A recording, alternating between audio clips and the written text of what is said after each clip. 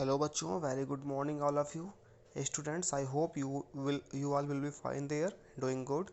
Students, in my first video I had described you about resources. In today's video, forest and wildlife resource, which is our second chapter, we will discuss about forest and wildlife resources. Students, you have now you have now become familiar with resources. In today's video you will come to know about forest and wildlife. All right बच्चों, हमने resources के बारे में पढ़ लिया है। आज हम लोग फॉरेस्ट और वाइल्ड लाइफ रिसोर्स के बारे में पढ़ेंगे। सबसे पहले चलिए हम टाइटल का मीनिंग समझ लेते हैं बच्चों फॉरेस्ट मीन्स होता है जंगल, और वाइल्ड लाइफ रिसोर्स मतलब होता है, देखिए, ऐसे रिसोर्सेस, ऐसे संसाधन जो वाइल्ड लाइफ में पाए जाते हैं। वाइल्ड लाइफ मतलब क्या होता है? जनजीवन जो होता है बच्चों, जो आपका वन जीवन होता है, यानी कि जहाँ पर जंगलों में रहने वाले जो भी चीज़ें होती हैं, जो वन जीवन, जो जंगलों में रहने वाला जीवन होता है, वहाँ पर क्या क्या रिसोर्सेस हैं। ठीक है, चलिए अब देखिए बच्चों, इस पैराग्राफ को आप पढ़ेंगे तो इसमें ये दिया गया है कि जो हम लोग हैं, हम यानी ह्यूमन बीइंग जो है, वो एक छोटे से माइक्रो ऑर्गेनिज्म जैसे कि बैक्टीरिया, लीचेंस से लेकर बड़े बड़े लिविंग ऑर्गेनिज्म जैसे कि वेल, बनियान ट्री, एलिफेंट आदि के साथ शेयर करते हैं। हम लोग ये जो अर्थ है किसी सिर्फ ह्यूमन बीइंग के साथ नहीं, बल्कि स्मॉलेस्ट क्रिएचर से लेके इमेंस क्रिएचर तक शेयर करते हैं।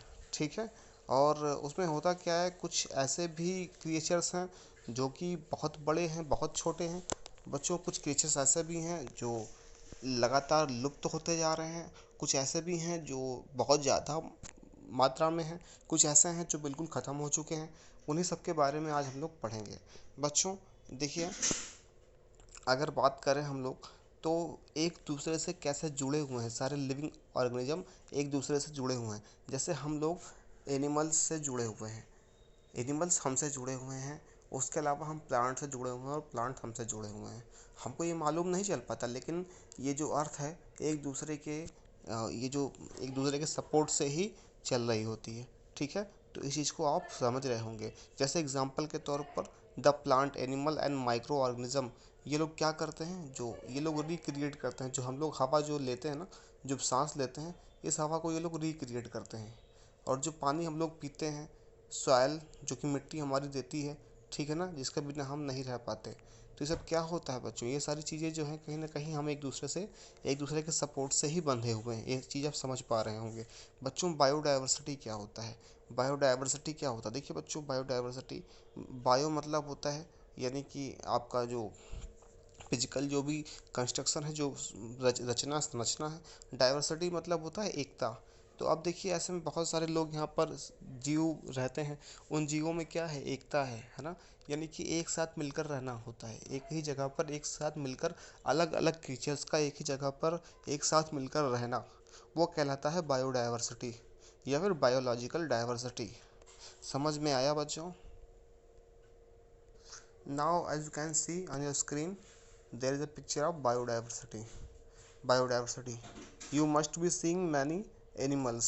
You are seeing fish, dears and all. बच्चों ये देखिए, आप यहाँ पर देख पा रहे होंगे तमाम तरह के आपको एनिमल्स देखने को मिलेंगे। यही है बायोडाइवर्सिटी। ठीक है, यहाँ पे प्लांट्स देखने को मिल रहा है जो सारे एक साथ रह रहे हैं एक ही जगह पे, तो इसको बोलते हैं biodiversity.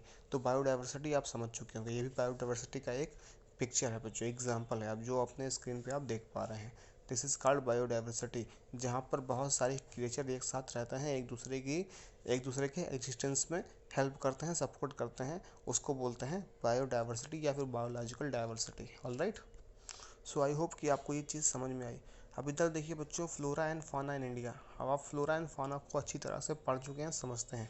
If you look around you will be able to find that there are some animals and plants. अगर आप अपने आसपास देखेंगे तो आपको मालूम चलेगा कि कुछ प्लांट्स हैं और कुछ आपके यहाँ जो है एनिमल्स हैं जो कि यूनिक हैं अपने आप में। In fact India is one of the world's richest countries. और इनफैक्ट अगर आप ये बात जानते हो ना जानते हो कि इंडिया जो है वो one of the richest country है। किन टर्म में? इस टर्म में कि यहाँ पर बायोलॉजिकल डाइवर्सिटी बहुत ज़्यादा पाई जाती है, यानी तमाम तरह के यहाँ पर फ्लोरा फाना पाए जाते हैं, पेड़ पौधे यहाँ पर और जानवर पाए जाते हैं। ठीक है ना, and had 8% of total number of species in the world. और जितने भी प्रजाति पाई जाती है पूरे विश्व में, उसके 8% यानी कि लगभग 8% जो है टोटल यहाँ पर पाए जाते हैं, यानी कि जितने भी स्पीसीज पाए जाते हैं वर्ल्ड में, उनका 8% कहाँ पर है, इंडिया में ही है। लगभग 1.6 मिलियन बच्चों, लगभग 16 लाख लगभग यहाँ पर जो है पाए जाते हैं। दिस इज पॉसिबली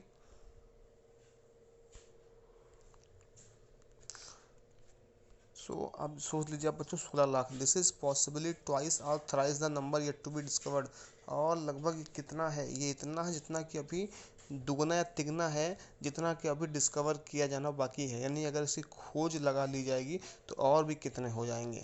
ठीक है, चलिए बच्चों, अब यहाँ पर आपने ऑलरेडी पढ़ लिया है पिछले चैप्टर में कि extent and variety of forest and wild life resources in India, कि वाइल्ड लाइफ रिसोर्सेज कहाँ कहाँ कैसे कैसे भारत में पाए जाते हैं। और आपको ये बात रियलाइज़ भी हो गई होगी कि रिसोर्सेज हमारे डेली लाइफ में कितने इंपॉर्टेंट हैं। These diverse flora and fauna are so well integrated in our daily life. अब देखिए, जो फ्लोरा और फाना है वो हमारे लाइफ में कितने ज़रूरी हैं कि हम इनके बिना रह ही नहीं सकते। But lately they are under great stress. लेकिन क्या हुआ, कुछ इन्वायरमेंट की वजह से कुछ या तो ख़त्म होते जा रहे हैं या फिर बिल्कुल विलुप्त हो चुके हैं। देखिए बच्चों, यहाँ पर क्या दिया गया है, डू यू नो में ओवर 81,000 स्पीसीज ऑफ फाना एंड 47 स्पीसीज ऑफ फ्लोरा। 81,000 प्रजातियाँ जो है फाना की और लगभग 47,000 फ्लोरा की इस देश में पाई गई हैं अभी तक। On off the estimated 47,000 plant species. और अगर पूरा एक आंकड़ा लगाया जाए तो 47,000 जो है पौधों की प्रजातियां और 15,000 जो है फ्लावरिंग स्पीसीज, फूलों की प्रजातियां आर एंडेमिक जो है ये इंडिगनियस यानी कि यहाँ पर पाई जाती हैं। ठीक है बच्चों, चलिए तो इस चीज़ को आप याद रखिएगा और आप बताइएगा। फाइंड आउट स्टोरीज एक्टिविटी है, find out stories prevalent in your region are about to harmonious relationship between human being and nature. Human being और नेचर से क्या क्या रिलेशनशिप है आप अपने एरिया में देखिएगा और बताइएगा इसको आप नोट करके। चलिए बच्चों, अब हम देखते हैं कुछ और चीज़ें। देखिए, सम एस्टिमेट सजेस्ट, कुछ आंकड़े बताते हैं कि लगभग 10% जो भारत का जो आपका एरिया है ना इंडिया का, is recorded with flora and फाना एंड 20% ऑफ इट्स मैमल। तो देखिए बच्चों, आप इस बात को याद रखिए कि 10% of India recorded wild flora. ठीक है, जो आपका 10% है इंडिया का वो वाइल्ड फ्लोरा यानी जंगलों में निवास करने वाले हैं flora, and 20% of its mammal, और लगभग जो 20% इसके मैमल हैं। ठीक है, और ऑन द थ्रेटेंड लिस्ट, वो बिल्कुल थ्रेटेंड लिस्ट में, थ्रेटेंड लिस्ट मतलब क्या होता है बच्चों, विलुप्त होने की कगार पे है, यानी कि बिल्कुल ये आज एकदम भयावह स्थिति में है। Many of these would now be categorised as critical. और अगर इन्हीं फ्लोरा को, ठीक है बच्चों, अगर इन्हीं जानवरों को अगर हम लोग एक आंकड़ा, एक नाम दें तो इनको क्रिटिकल कहा जाएगा इनके विलुप्त होने की वजह से। That is on the verge of extension, क्योंकि ये ख़त्म होने की कगार पर हैं। जैसे कि चीता बच्चों, pink headed duck, pink headed duck क्या होता है, mountain quail, forest spotted owlet, ये सारे क्या है बच्चों, बिल्कुल ख़त्म होने के कगार पे हैं, यानी कि ये बिल्कुल ना के बराबर बचे हुए हैं। इनमें से चलिए मैं आपको कुछ के फ़ोटोज़ दिखाता हूँ जो कि बिल्कुल थ्रेटेंड स्पीसीज़ कहलाते हैं। क्या कहलाते हैं, थ्रेटेंड स्पीसीज, यानी कि बिल्कुल ना के बराबर ही बचे हुए हैं और ये आने वाले टाइम पे ख़त्म हो जाएंगे पूरी तरह से। बच्चों, आप अपने स्क्रीन पर देख पा रहे होंगे pink headed duck. Pink headed duck क्या है, जो कि ख़त्म होने की कगार पे बिल्कुल बचा हुआ है ये। ठीक है, ये एक टाइम पे बहुत पाया जाता था लेकिन आज के टाइम पे ये दुर्लभ प्रजाति हो चुकी है। इसके अलावा आप देखिए बच्चों, यहाँ पे ये इस प्रकार के जो है देख पा रहे होंगे आप लोग, ये सारे ही बहुत ही रेयर हैं, यानी कि ख़त्म होने की कगार पर पहुँच चुके हैं। बच्चों, चलिए कुछ कैटेगरीज हम लोग देख लेते हैं, एग्जिस्टिंग प्लांट्स एंड एनिमल। अब कुछ जो है जिस IUCN ने, अब IUCN ने क्या होता है बच्चों, इसको याद रखिएगा आप लोग, इस फुल फॉर्म को देखिए। इसका फुल फॉर्म होता है international union for conservation of nature and natural resources. International union for conservation of nature and natural resources ये क्या करता है, ये कुछ कैटेगरीज डिवाइड किया है इन्होंने। इसी कैटेगरीज के अकॉर्डिंग हम लोग एनिमल और प्लांट्स को रखते हैं।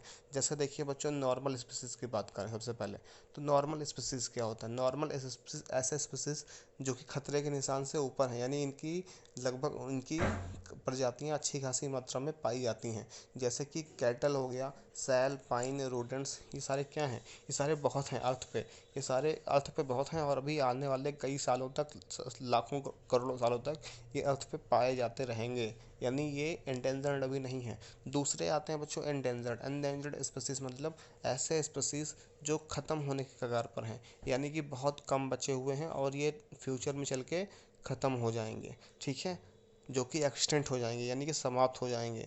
The survival of such species is difficult, ऐसे स्पीसीज का जो सर्वाइवल है बहुत मुश्किल से हो पा रहा है, ठीक है, क्योंकि यहाँ पे नेगेटिव फैक्टर्स, इनके लिए जो फैक्टर्स चाहिए होते हैं अर्थ पे वो इनको नहीं मिल पा रहा है, ठीक है, या फिर इनकी पॉपुलेशन बहुत कम होती जा रही है।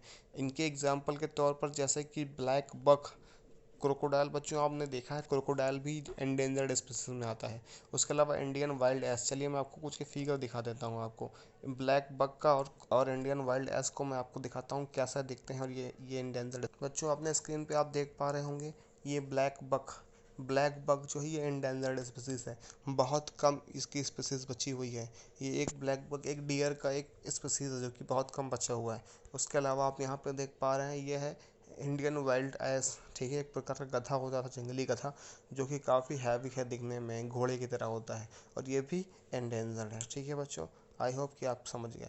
चलिए बच्चों आप देखिए इसके अलावा भी बहुत सारी चीज़ें हैं, जैसे कि आपका यहाँ पे लायन टेल्ड मैसेक्यू है, ठीक है, एक संगाई है। संगाई क्या होता है, ये भी एक प्रकार का डियर होता है जो कि अब बहुत कम पाया जाता है। देखिए बच्चों ये तो था एंडेंजर्ड स्पीसीज।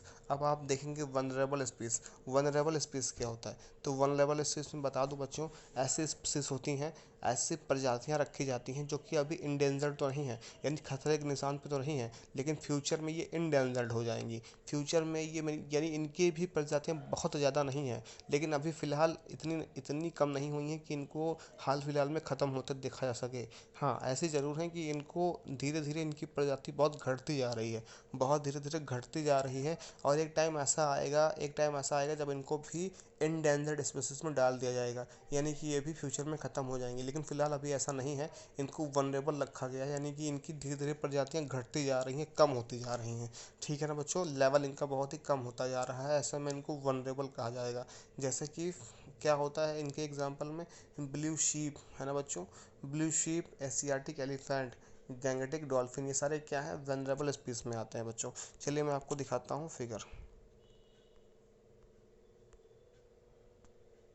ये देखिए बच्चों, ये आप देख पा रहे हैं, ये ब्लू शीप है, ब्लू शीप को आप अपने फिगर पे देख पा रहे हैं, ये वनरेबल है आपका, ठीक है बच्चों। चलिए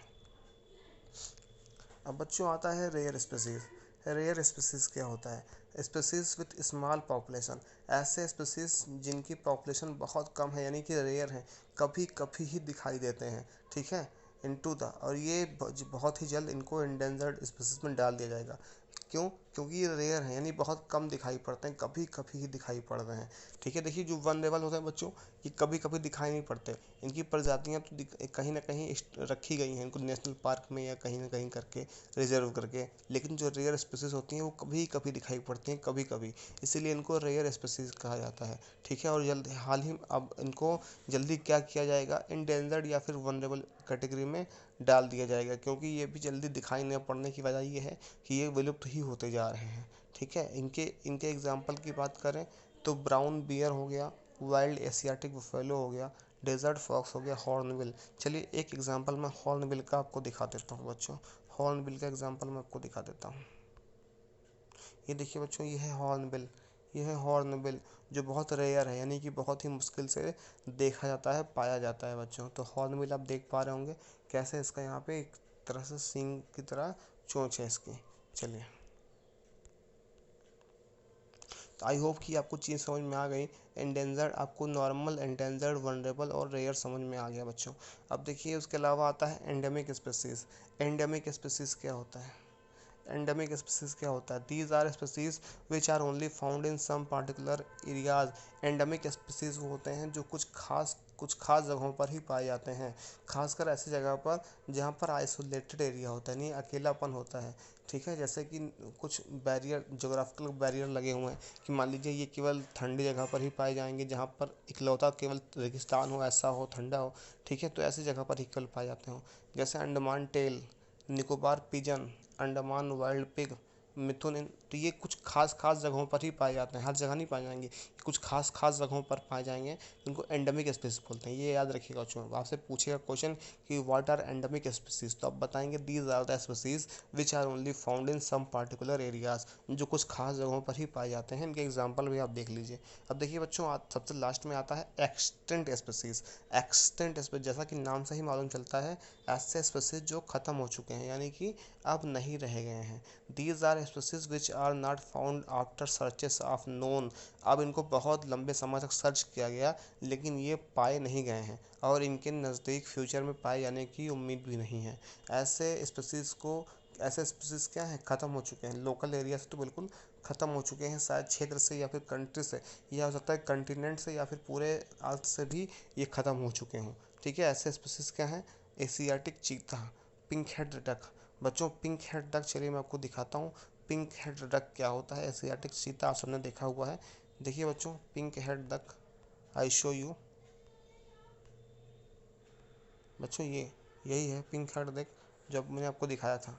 ठीक है, ये भी बहुत ही रेयर है, या शायद ही ये एक्सटेंट हो चुका है, अब ये दिखाई नहीं पड़ता है। ठीक है बच्चों, एक और है जो आपको दिखाना है भूल के। देखिए बच्चों, ये ऑलेट है। ऑलेट, उल्लू की तरह दिखने वाला, आउल की तरह दिखने वाला ऑलेट होता है एक, जो कि एक्सटेंट हो चुका है बच्चों। ये पहले बहुत दिखाई पड़ता था, उल्लू से साइज़ में बड़ा होता है, ऑलेट बोलते हैं इसको, और ये एक्सटेंट हो चुका है।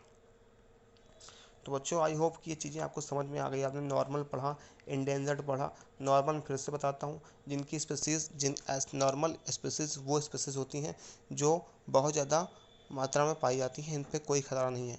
इंडेंजर्ड स्पीसीज़ जिनका फ्यूचर, जो अभी तो पाई जाती हैं लेकिन फ्यूचर में ख़त्म होने के कगार पर हैं। वनरेबल स्पीसीज़, ऐसे स्पीसीज़ जो अभी तो फ़िलहाल ठीक ठाक हैं और आने वाले टाइम पे भी ठीक ठाक रहेंगे, लेकिन आने वाले टाइम पे ये इंडेंजर्ड हो जाएंगे, यानी इनकी प्रजातियां धीरे धीरे कम होती जा रही हैं। अब अभी ये इंडेंजर्ड नहीं है, ऐसा नहीं है कि फ्यूचर में ख़त्म हो जाएंगे।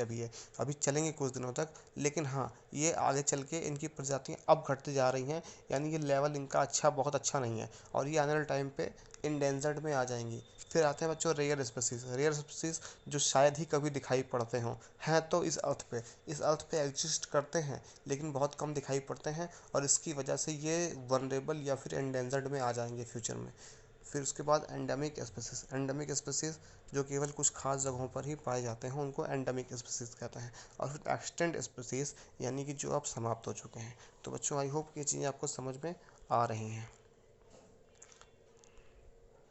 बच्चों यहाँ पे देखिए, आप अपने स्क्रीन पर देख पा रहे होंगे, यहाँ पे देखिए क्या देख पा रहे हैं आप, यहाँ पे देखिए इस फिगर को आप समझिएगा। A few extant rare and endangered species, यहाँ पर कुछ आपको एक फ्यू एक्सटेंट रेयर और एंडेंजर्ड स्पीसीज दिखाने की कोशिश की गई है, मैंने आपको ऑलरेडी दिखा दिया है। बच्चों यहाँ पर एक इम्पॉर्टेंट फैक्ट हम लोग पढ़ेंगे एशियाटिक चीता के बारे में। एशियाटिक चीता के बारे में हम लोग पढ़ेंगे।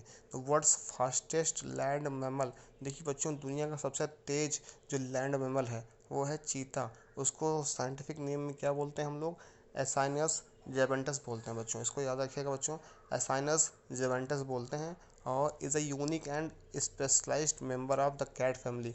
चीता जो है कैट फैमिली का एक बहुत ही बड़ा मेंबर है, and can move at the speed of 112 kilometre our, और 112 किलोमीटर प्रति घंटे की रफ्तार से ये दौड़ सकता है। द चीता is often mistaken for a leopard, अक्सर चीता को हम लोग लेपर्ड समझ लेते हैं। लेपर्ड मतलब क्या होता है बच्चों, लेपर्ड तेंदुआ, हम लोग तेंदुआ समझ लेते हैं बच्चों, लेकिन ऐसा है नहीं। सो दोनों में बहुत ही फ़र्क है बच्चों, ठीक है ना। चलिए अब देखिए, its distinguish marks are the long drop shaped lines. देखिए जो चीता होता है उसके मार्क्स होती है, उसके स्टेप्स होते हैं। आप उसको देखेंगे फिगर पे तो आपको मालूम चलेगा कि ये जो है इनके, ये चीता है, ये पतला दुबला भी होता है।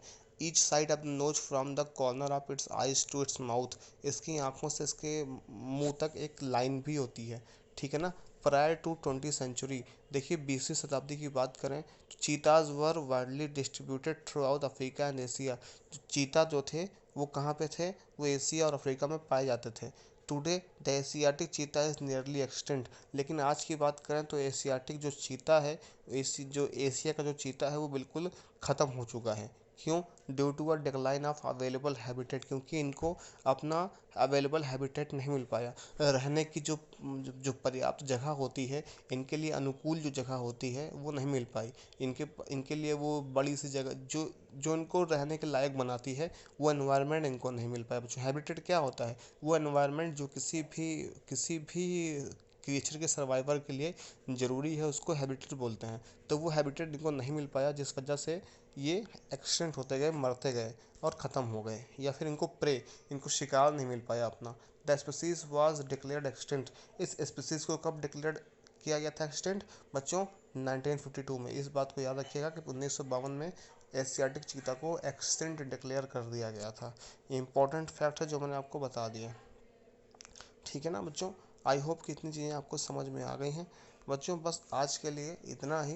That is all for today students. अगले वीडियो में मैं आपको बताऊंगा कि निगेटिव फैक्टर्स क्या क्या हैं, जिसकी वजह से फ्लोरा और फाना क्यों नीचे गिरती जा रही है इनकी स्पीसीज। और आगे भी चीज़ें हम लोग पढ़ेंगे कि क्या क्या चीज़ें हम लोग और कर सकते हैं, ताकि जो ये एनिमल्स या जो फ्लोरा फाना है, ये सारी चीज़ें एक्सटिंक्ट ना होने पाएँ। इंडेंजर्ड स्पीसीज़ को कैसे हम लोग नॉर्मल स्पीसीज़ बना दें, या फिर जो वनरेबल स्पीसीज़ हैं उनको कैसे हम लोग नॉर्मल स्पीसीज़ में ले आएँ। ठीक है बच्चों? आई होप कि ये आपको समझ में आ गया। आपका होमवर्क क्या है बच्चों? आपका होमवर्क क्या है कि आपको नोट्स बनाना है। नोट्स मैं आपको दे दूँगा कैंपस एप्लीकेशन में, आप लोग वहाँ से डाउनलोड कर लेंगे। ठीक है?